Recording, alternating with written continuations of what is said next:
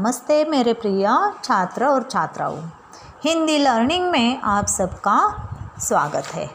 बच्चों, पिछली दशका में हमने 8वीं हिंदी सुलभ भारती का पाठ 8वां पूर्ण विश्राम सत्यकाम विद्यालंकार द्वारा लिखित इस पाठ का पहला भाग देखा। उसमें देखा कि लेखक महोदय जब थोड़ी सी बीमारी की परेशानी हो रही थी तो वे डॉक्टर महोदय के पास गए थे। डॉक्टर महोदय ने उनका पूरा चेकअप किया, बीपी चेक की और उनसे कहा कि घबराने की कोई बात नहीं है, सीरियस तो कोई नहीं है, लेकिन 2-3 दिन तक आप दफ्तर से छुट्टी लीजिए और पूर्ण विश्राम कीजिए। पूर्ण विश्राम आपको पूर्ण निरोग कर देगा। ऐसे कहकर डॉक्टर ने उन्हें तसल्ली दी। जब वे लेखक महोदय घर पहुँचे तो उन्होंने अपनी श्रीमती जी से कहा कि हमें कल जुहू चौपाटी जाना है। डॉक्टर ने सलाह दी है कि पूर्ण विश्राम की और 2-3 दिन से मैं 2-3 दिन की मैंने दफ्तर से छुट्टी ली है और हम जुहू घूमने जाएंगे। इस बात ने पत्नी की प्रसन्नता बढ़ा दी। पत्नी अगले दिन से ही जुहू जाने की तैयारी में जुट गई। उसने अपने पति महोदय के हाथ में सामान की सूची दी, जिसमें गाड़ी से लगने वाला पूरा साहित्य था, जिसमें था रबड़ की नली और गैलन, ट्यूबवाल, रबड़ सॉल्यूशन, एक इंजन ऑयल, हवा भरने की पिचकारी और साथ में अनेक प्रकार का साहित्य उस सूची में लिखा हुआ था। यह सामान लाते लाते और पाय धोने से मिस्त्री को लाते हुए लेखक को शाम हो गई, रात हो गई और रात होते होते लेखक की दिल की धड़कन कम होने से वह बढ़ गई थी।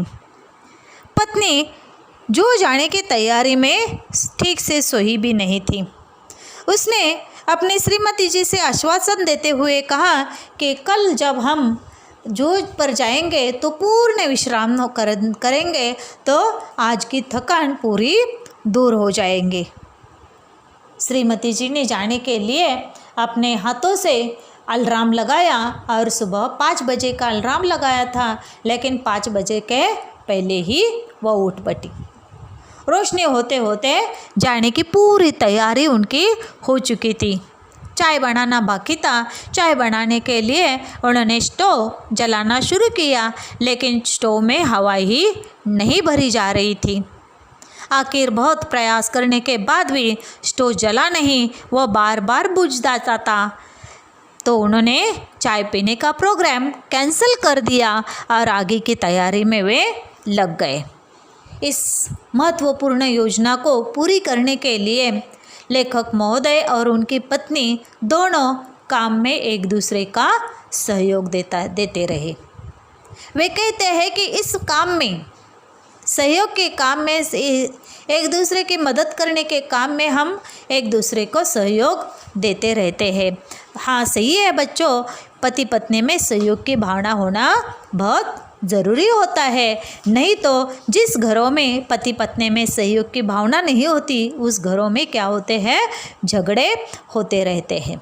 भारतीय परिवारों में घर परिवार को देखरेख करना स्त्रियों का अनिवार्य गुण माना जाता है और सदा से वे घर के कामों में सहयोग करना पुरुषों की शान के खिलाफ समझा जाता है।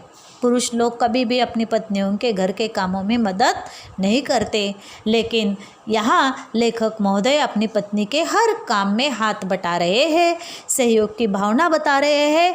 पुरुष प्रधान संस्कृति में कई घरों में ऐसा माना जाता है कि पति घर में काम नहीं करते, पत्नियों के कामों में मदद नहीं करते, लेकिन लेखक के घर में तो हम देखते हैं कि उनके घर में दोनों पति पत्नियों में क्या है, सहयोग की भावना है। दोनों एक दूसरे का काम एक दूसरे को याद करके दिला रहे हैं।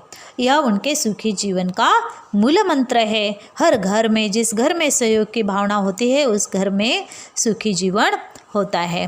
एक दूसरे को याद दिलाते दिलाते लेखक कहते हैं कि कल जब तुम पूड़ियाँ लेगी खाने के लिए तो उन पूड़ियों के साथ मिर्च का अचार लेना मत भूलना, यह ज़रूर रख लेना। यह याद दिलाते दिलाते श्रीमती जी उनसे कहती है कि अचार तो मैं रख लूँगी, लेकिन तुम समाचार पत्र लेना मत भूलना, क्योंकि मैंने अभी वह पढ़ा नहीं है। जब जुहू पर पहुँचेंगे तो वहाँ मैं वह समाचार पत्र पढ़ लूँगी। तो वह कहती है कि समाचार पत्र तो मैं ले लूँगा, लेकिन तुम गुलबंद न भूल जाना।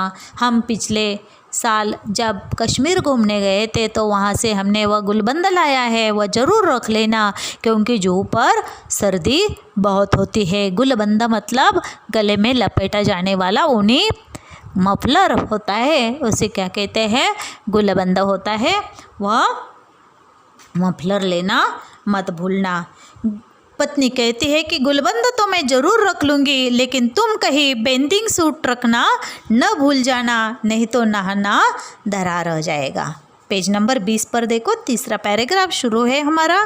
गुलबंद तो रख लूँगी, लेकिन तुम कहीं बेंदिंग सूट रखना न भूल जाना, नहीं तो नहाना दरार हो जाएगा।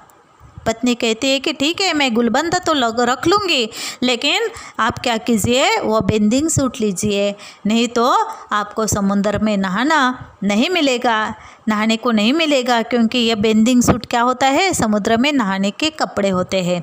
हाँ, तो वह कपड़े आप ले लीजिए, नहीं तो आप नहा नहीं पाएंगे। और तुम कहीं रबर कैप भूल गई तो गजब हो जाएगा। और तुम्हें क्या करना है, रबर कैप लेना है, उससे तुम समंदर में ठीक से तैर सकोगी। इसके लिए रबर कैप मतलब सिर पर लगाने के लिए जो होती है, बाल न भीगे, इसके लिए वह रबर कैप मत भूल जाना, नहीं तो गजब हो जाएगा। वह तो रख लूँगी, लेकिन कुछ नोट पेपर लिफाफे भी रख लेना। रबर कैप तो मैं ले लूँगी, लेकिन आप क्या कीजिए, आप अपने साथ कुछ लिफाफे लीजिए, कुछ नोट पेपर भी लीजिए, और राइटिंग पैड भी लेना मत भूल जाना। तो पति महोदय कहते हैं कि राइटिंग पैड का क्या काम है, राइटिंग पैड का क्या करोगी? कई दिनों से माँ की चिट्ठी आई पड़ी है, जो पर खाली बैठे जवाब भी दे दूंगी, यो तो वक्त भी नहीं मिलता। कई दिनों से माँ की चिट्ठी आ पड़ी है, और जो पर जब हम खाली बैठेंगे तो उसका जवाब भी दे दूंगी। यहाँ वक्त नहीं मिलता है, तो वहाँ खाली वक्त मिलेगा तो मैं वह काम भी कर लूँगी। और जरा वे चिट्ठियाँ भी रख लेना जिनके जवाब देने हैं, चिट्ठियाँ ही रह गई तो जवाब कहाँ किसके दोगी? तो पति महोदय उसे याद दिलाते हैं कि हाँ, और वह चिट्ठियाँ भी रख लेना जिनके जवाब तुम्हें देने हैं, और यदि चिट्ठियाँ यहीं पर रह गई तो क्या होगा, जवाब किसके दोगे? तो उसके लिए चिट्ठियाँ लेना भी बहुत ज़रूरी है। और सुनो, बिजली के बिल और बीमा के नोटिस आ पड़े हैं, उनका भी भुगतान करना है, उन्हें भी डाल देना। तो पत्नी कहती है कि सुनो, बिजली का बिल भी आया है और बीमा का नोटिस भी आया है, और उनका भुगतान करना है, उनके पैसे भरने हैं, तो उन्हें भी डाल देना। वो भी काम हम वहाँ पर जाकर करेंगे। देखो, वह काम करने जा रहे हैं या विश्राम करने जा रहे हैं? वहाँ विश्राम के लिए जा रहे हैं, लेकिन पूरा काम अपने साथ ले जा रहे हैं। तो उस दिन तुम धूप का चश्मा भूल गए तो सर दर्द चढ़ गया, इसलिए कहती हूँ छतरी भी रख लेना। देखो, उस दिन आप गए थे, धूप का चश्मा भूलकर घर में गए थे, और उसके कारण आपका सर दर्द बढ़ गया था, इसलिए मैं कहती हूँ कि छतरी भी अपने साथ रख लेना। अच्छा बाबा, रख लूँगा। और देखो, धूप से बचने की क्रीम भी रख लेना, शाम तक छाले न पड़ जाए, वहाँ बहुत करारी धूप पड़ती है। अच्छा बाबा, वह मैं धूप का चश्मा भी लूँगा, छतरी भी लूँगा, लेकिन धूप से बचने के लिए तुम्हें सनस्क्रीन लोशन लेना होगा, सनस्क्रीन की क्रीम लेनी होगी शाम तक, नहीं तो वहाँ जुहू चौपाटी पर घूमते घूमते हमारे तन को छाले पड़ जाएंगे, वहाँ बहुत करारी धूप पड़ती है। करारी यानी कड़क, तेज तेज धूप पड़ती है, इसके कारण हमारे शरीर पर छाले पड़ जाएंगे। श्रीमती जी कहती तो जा रही थी कि रख लूँगी, लेकिन ढूंढ रही थी नेल कटर। श्रीमती जी मैं जो बातें उनसे कह रहा था वह कहती जा रही कि रख लूँगी, लेकिन वह ढूंढ रही थी नेल कटर नहीं मिल रहा था, इसलिए बहुत घबराई हुई थी। उसे नेल कटर नहीं मिल रहा था, इसलिए वह घबराई हुई थी। मैंने कहा जाने दो नेल कटर, बाकी सब चीज़ें तो रख लो। जाने दो, नहीं मिल रहा है ना तो जाने दो, बाकी सब चीज़ें तो रख लो। इधर मैं अपने लिए नया अखबार और कुछ ऐसी किताबें थैली में भर रहा था जो बहुत दिनों से समालोचना के लिए आई थी, और सोचता था कि फुर्सत से समालोचना कर लूँगा। इधर लेखक कुछ समाचार पत्र ले रहे थे, कुछ पुस्तकें ले रहे थे जो बहुत दिनों से उन्होंने पढ़ी नहीं थी, जो समालोचन के लिए आई थी, और सोचते थे कि फुर्सत के समय वह मैं समालोचना कर दूंगा। अब उन्हें वहाँ फुर्सत मिलेगी, इसलिए उन्होंने 2-3 पुस्तकें अपने थैले में रख दी। आखिर 3 किताबें थैले में झोंक ली। कई दिनों से कविता करने की धुन सवार हुई थी, उनकी कई करतनें इधर उधर बिखरी थी। कई दिनों से उनके मन में कविता करने का विचार आया था, और यह कविता करते करते कुछ करतनें उन्होंने रख ली थी। वह करतनें भी उन्होंने अपने साथ ली, उन्हें भी जमा किया। सोचा काव्य प्रेरणा के लिए जूहू से अच्छी जगह और कौन सी मिलेगी। उन्होंने सोचा कि काव्य लिखनी है तो उसे प्रेरणा के लिए जूहू से अच्छी जगह और कहीं भी नहीं है। आखिर वे दोनों पूरी तैयारी के साथ तैयार हो चुके हैं। कई अटैची उनके साथ भरी है, कई थैले और कई झोले भरकर वे जूहू पहुंच गए। 5-7 मिनट तो हम स्वप्नलोक में विचरते रहे। जब जूहू पहुंचे तो 5-7 मिनट वे बिल्कुल चिंता रहित थे। स्वप्नलोक में वे गुजर रहे हैं ऐसे लग रहा था। हम समुद्र में नहाने को चल पड़े। वे दोनों समंदर में नहाने चले। समुद्र तट पर और लोग भी नहा रहे थे। एक ऊंची लहर ने आकर हम दोनों को ढक लिया। समंदर में नहाने के लिए चले गए थे, एक ऊंची लहर पानी की आई और उन दोनों पति पत्नियों को मानो कि ढक लिया। लहर के उस थपेड़ से न जाने श्रीमती जी के मस्तिष्क में क्या नई स्फूर्ति आ गई कि उन्होंने मुझसे पूछा।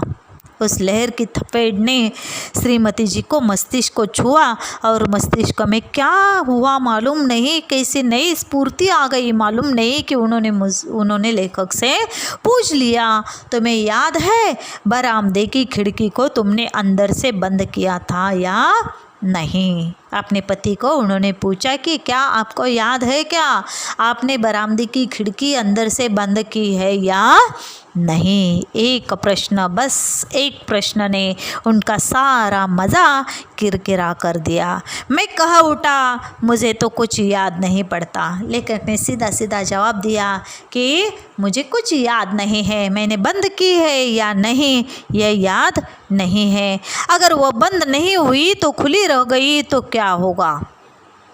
आखिर मस्तिष्क में प्रश्न आ गया कि अगर आखिर वह खिड़की बंद नहीं की गई होगी, अंदर खुली ही रह गई होगी तो क्या होगा। कहते कहते श्रीमती जी के चेहरे का रंग पीला पड़ गया। इस प्रश्न ने श्रीमती जी के चेहरे का रंग उनका पीला पड़ गया। वह बिल्कुल निराश हो गई। मैंने कहा चलो छोड़ो इन अब चिंताओं को, जो होना होगा हो जाएगा। लेखक ने अपनी पत्नी को समझाने की कोशिश की, छोड़ दो इन चिंताओं को, जो होना होगा सो हो जाएगा। आज हम यहाँ मज़ा करने के लिए आए हैं, विश्राम लेने के लिए आए हैं, सो यहाँ का मज़ा ले लो। मेरी बात से तो उनकी आंखों में आंसुओं का समुद्र बह पड़ा। लेखक ने उन्हें तसल्ली दी, जो होना है हो जाएगा, लेकिन इन बातों से श्रीमती जी की आंखों से आंसू बहने लगे। इतने आंसू बहने लगे कि जैसे समुद्र बह रहा है। उनके कांपते ओठों पर यही शब्द थे, अब क्या होगा। उनके ओठ कांप रहे थे और उन कांपते हुए ओठों से केवल यही शब्द आ रहे थे कि अब क्या होगा। खिड़कियाँ यदि खुली रहेगी तो क्या होगा, और अगर खिड़कियाँ खुली रह गई तो होगी तो घर का क्या होगा, और अगर पूरी खिड़कियाँ ही खुली रही होगी तो घर का क्या होगा। यह सोच उनकी अधीरता और भी ज़्यादा हो जा रही थी। और यह सोचकर उनकी अधीरता, घर को देखने की अधीरता और भी ज़्यादा हो रही थी। जिस धड़कन का इलाज करने को जूह पर आया था वह 10 गुना बढ़ गई थी।